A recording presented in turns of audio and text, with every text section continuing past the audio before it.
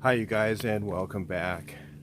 Thought I'd make a video on this subject. It seems to be something a lot of people may have a lack of understanding about. And just real quick, because a lot of people are into entitlements and they want to know whether you have any knowledge about what you're saying. And first of all, I was a business major in college and I have a degree, so I do know some of this stuff. I'm not an expert, but I have owned a business since I have not had a job since 1991, and I've been self-employed the entire time since then. So that might give you some insight as to whether maybe I know what I'm talking about. So a lot of people think that, I had a guy comment on a video, I don't know which video it was, but he said, if you can't afford to pay a living wage, you should not be a business.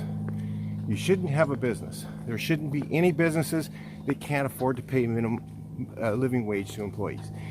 And I'm going to tell you right now that if you think that, you have a very little understanding of business, because 90% of businesses right now would be gone. So and there would be no jobs, so it wouldn't matter whether you had a living wage or not. Only certain types of businesses make enough profit to pay a living wage to their employees. And a lot of people think that like fast food can do it, and they think that businesses, a small profit margin business, can pay enough for everybody to have benefits and everybody to have a living wage, to be able to afford to buy a home, be able to afford to live where they're at. And it just isn't the case. And I'm going to go over the details of why that is and explain to you some of these things, like other things, like people are saying, like Bezos, think like that.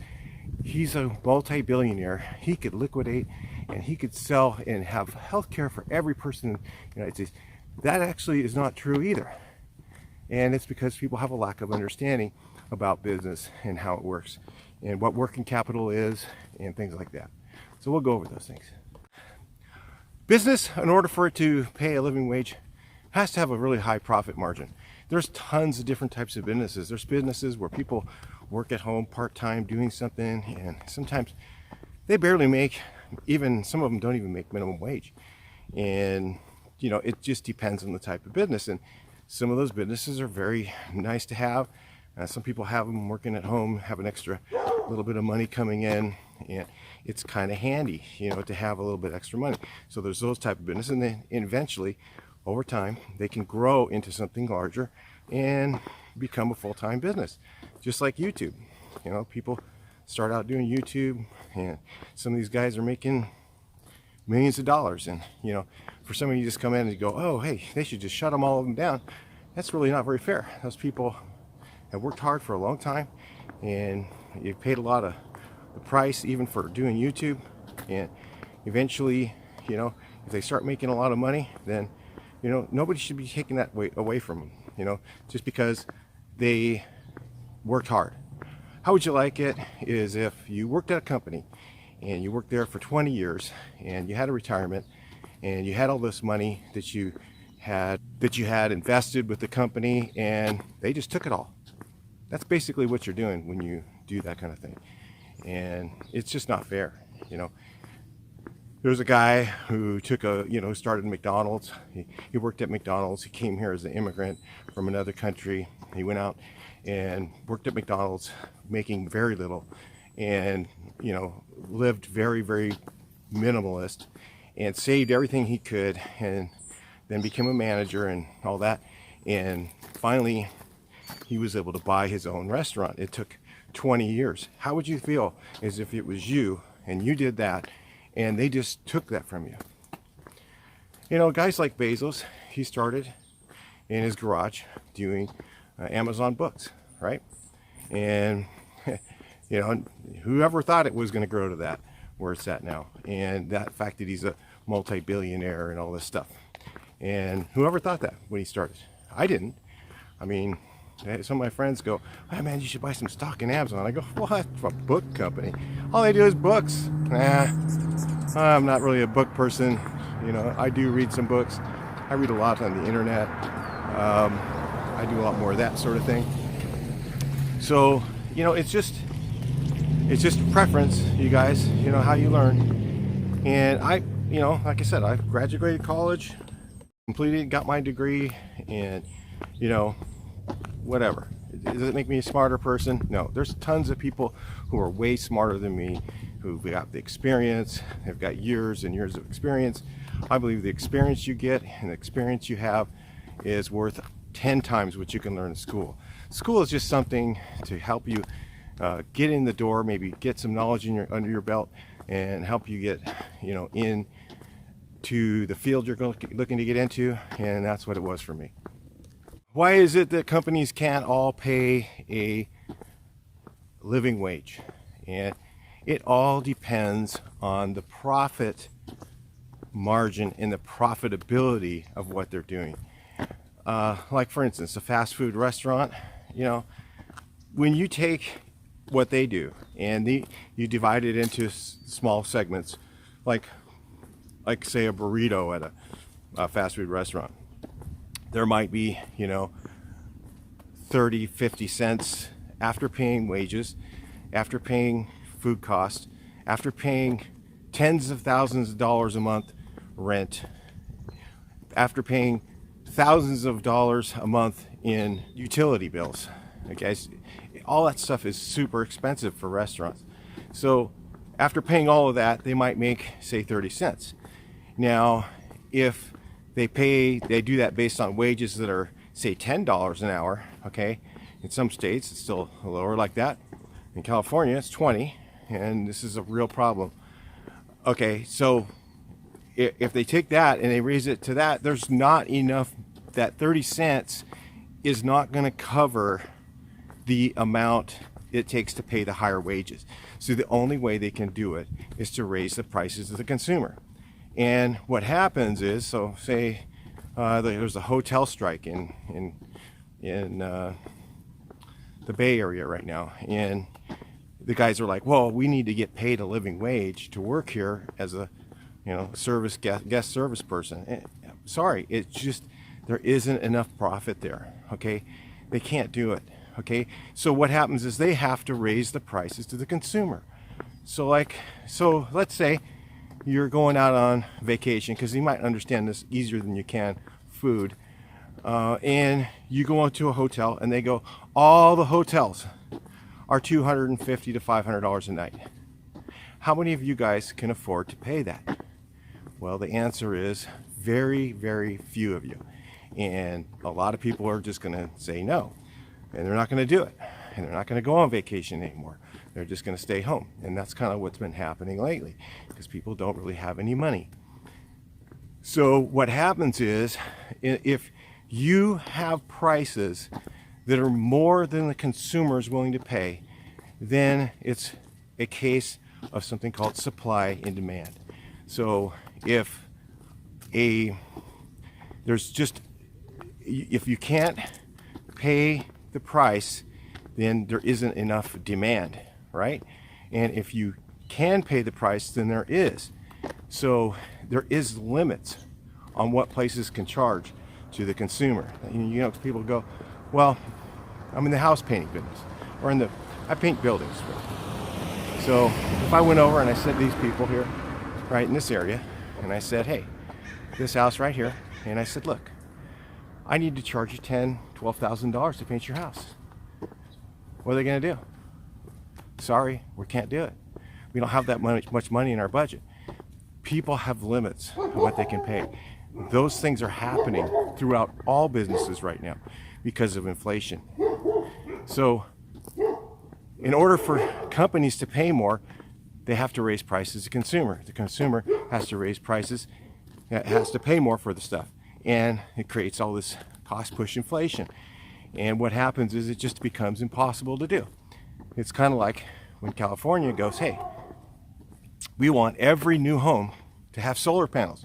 We want every new home to have a high efficiency roof.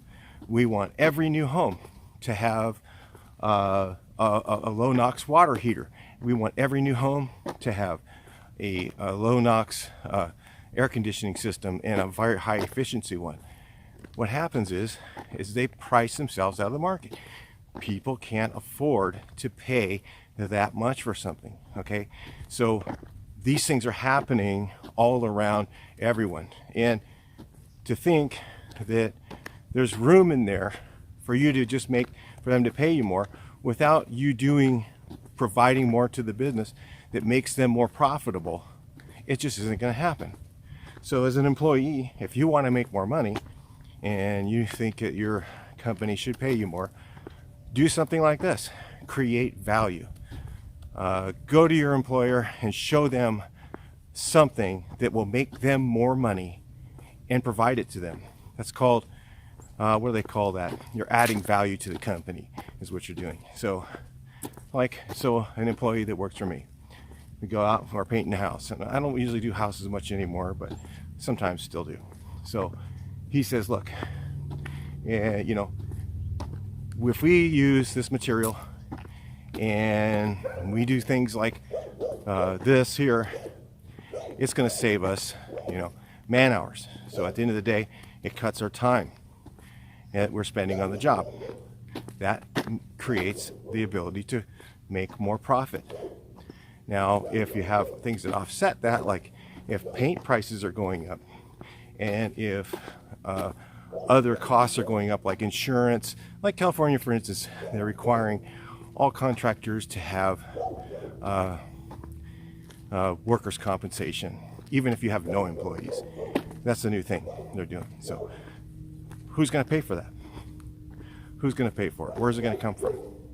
The consumer. The consumer is going to pay for it. So can the consumer pay for it? Right now? No. They can't even afford to paint their home. Give somebody an estimate out here. I'm going to tell you right now, it's $10,000 in this neighborhood I'm walking. And they're just going to look at you like, what? Oh, no thanks. And some of them are more. I mean, this house over here probably, I just saw it get painted, and I think they had to sell it. This is why they painted it. Otherwise, they probably just let it peel. That's a lot of them are doing. They're just doing the trim and stuff like that, trying to save money. And so this house over here was probably $15,000 to paint. Who has that kind of money to paint their home? Oh, they're rich. We can just take. No, there's maximum to everything.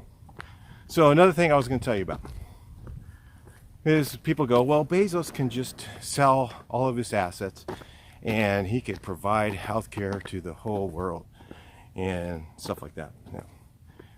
You have a real lack of understanding of business because there's something called working capital. For me, it's a small amount. I have jobs I do and they're net 60. So if I finish it this month, I won't get paid for 2 more months. So I have to have working capital to get through my expenses, pay my employees, finance new jobs, okay, and get to 2 months from now before I get my money. And it's a lot of money. The same thing happens in the large corporate world. So for instance, you have a guy like Bezos, how many Amazon locations are there? There's tons of them. They're everywhere. And each one of those has a payment. Each one of those has an electric bill. Each one of those has 10,000 employees. Each one of those has inventory costs and all the product on the shelves. All those things add up to billions. Oh wait, he's a billionaire. Billions of dollars. So, for instance, if you had a wealth tax and you took all of his money and you took all of his working capital out, basically you robbed the till. So in smaller amounts of money, you guys might understand a store, a small store. And so it has a cash register with money in it, and there's products on the shelf for sale. If he has no money to buy new products to put on the shelf, and he's robbing the till, okay, what's going to happen to the business? It doesn't matter. It's just zeros. You put zeros on the end of it. So if you're talking about Amazon, you're talking about a company that has a lot of zeros, okay? And it's the same problem as a small company, but it's just had more zeros to it. That's basically the best way to understand it. So when all these employees go out and they go, well, we need to make more money. We think you have more money. And they've run their numbers. And, you know, to be honest, Amazon makes pennies. It's even less than pennies on products they sell, because most of that money goes to the person who put it up for sale on their, it's basically their platform. It works like almost like a website, like eBay in a way, where the people put their stuff up on their website and they offer the delivery service and the collection, and they get like 4 to 10%. Let's say a guy's like Bezos, he says, I'm going to cash out. I'm just going to go ahead and get all my money and I'm done. He wouldn't get 100 or 200 billion. It would be a far less number than that. It might not even be $1 billion. It might be quite a bit less than that, because by the time he sells off his shares and starts lowering all that, you know, the share prices go down and down and down, the value of his company, because he's not there anymore. People don't want him, you know, don't want to keep investing with it. Other shareholders sell off. There becomes a sell-off in the shares, and it becomes worth nothing. So it goes down in value. So a lot of his money is tied up in stock. It's tied up in working capital. It's tied up in a lot of things that are intangible that he can't get to. So don't just think, you know, somebody like that could sell off everything and they would have tons of money. They don't. It's just net worth. It doesn't mean anything other than, it's like, it's even different than we are, because it's a business network. Us, we could sell off our house, we could sell off our stuff, and we would have some money, okay? We'd have cash or whatever, which may not be the best thing to do, but we would, okay?